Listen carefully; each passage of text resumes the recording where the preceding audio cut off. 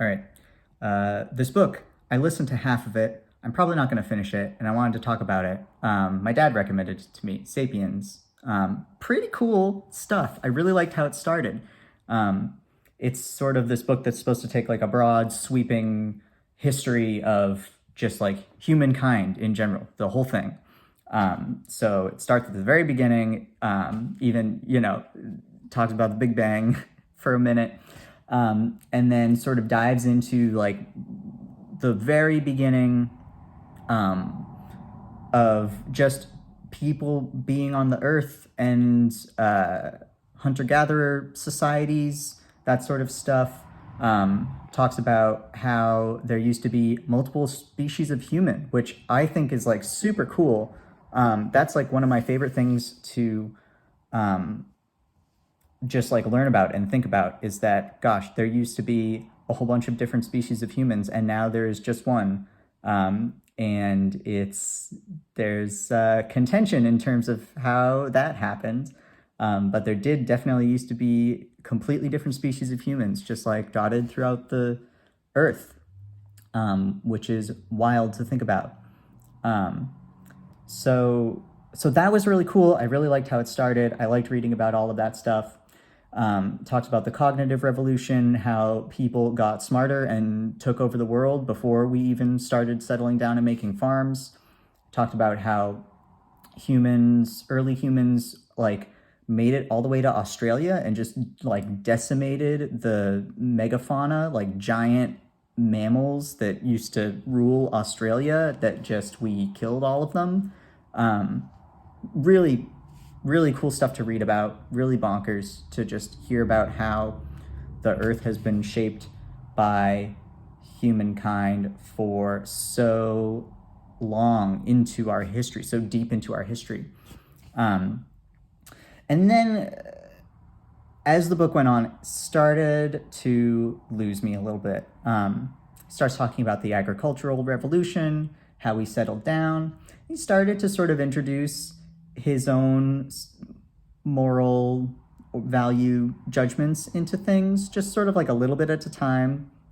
There was some interesting things he wrote about, basically like, was the agricultural revolution a mistake? Like, we kind of increased the suffering of humans when we all decided to stay where we are and focus on growing grains rather than wandering around a large area of land, being outside and gathering berries and hunting meat, and how that kind of screwed around with humans a little bit. Pretty interesting, but definitely sort of starting to insert his own value judgments into the situation.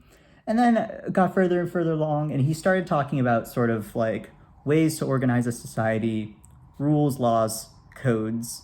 And this is where I really started to fall off. He was talking about, in this one section, spent a lot of time talking about how the cool thing about humans is that we can like conceptualize things that are not in the physical world. So we can all agree that the United States of America exists, even though the reason it exists is just because we all agreed to that.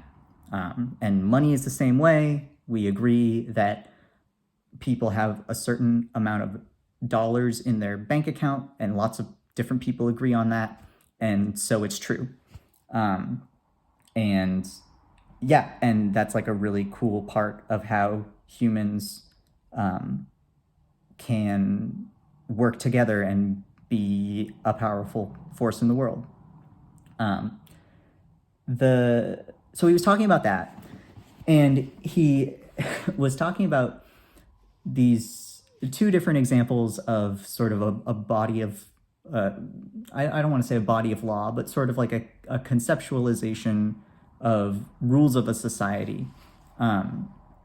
And one of them is the Code of Hammurabi, which is really, I guess, a really old set of rules that involves people being of different classes and women being property, and you have to pay this much money to to the owner of a slave if you cut out the slave's eye or whatever. It's just like how much people or the hurting of people was worth in reparations that a person would need to pay.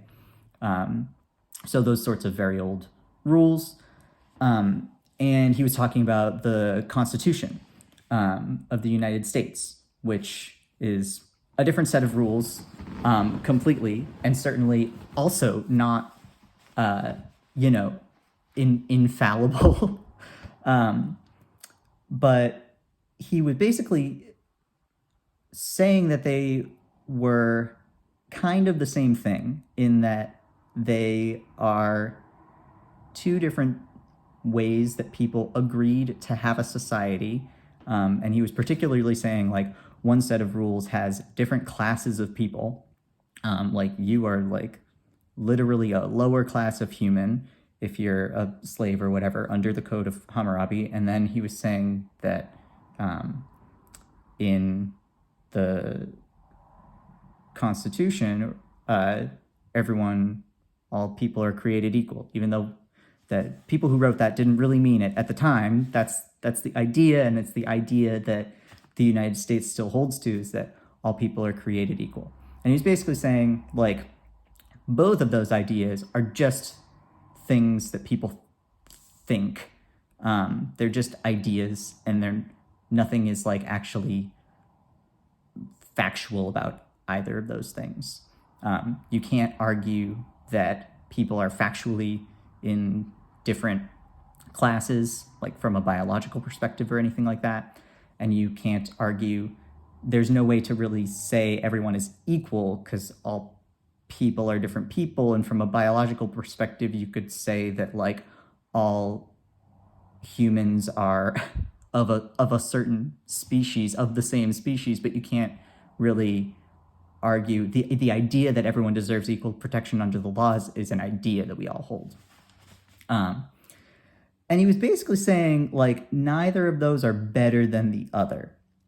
And that's kind of where I was like, I don't know if I can really get behind that. Because, sure, they're both concepts, but I feel like, and maybe I'm biased because I live in America and I don't live in, the olden times when people were of different classes or whatever. But I think that of those two codes, you could say that one of them results in more human suffering and the other one results in, like, less human suffering. And I think that's, like, the crux of what put me off of this book, is that he doesn't really talk about, like, human suffering. He talks about the, like, stability and power of empires, governments, like systems like that. But he doesn't really talk about, like, minimizing human suffering as being, like, a goal of organizing people. And for me, like, that's like a lot of what informs my personal ethics system, I guess, is like, what decisions can we make that will lessen human suffering in the world? And he just didn't touch on that at all. And it really, it just seemed like it was so disconnected from what I value that when he started, like, inserting his own opinions in there without really saying where he was coming from in terms of what he values, I just couldn't keep on enjoying it, I guess. It started to feel too detached. And I couldn't really vibe with it anymore. Anyway, those are my thoughts on the book Sapiens, or at least the first half of it. So hope you have a good day. See you later. Bye.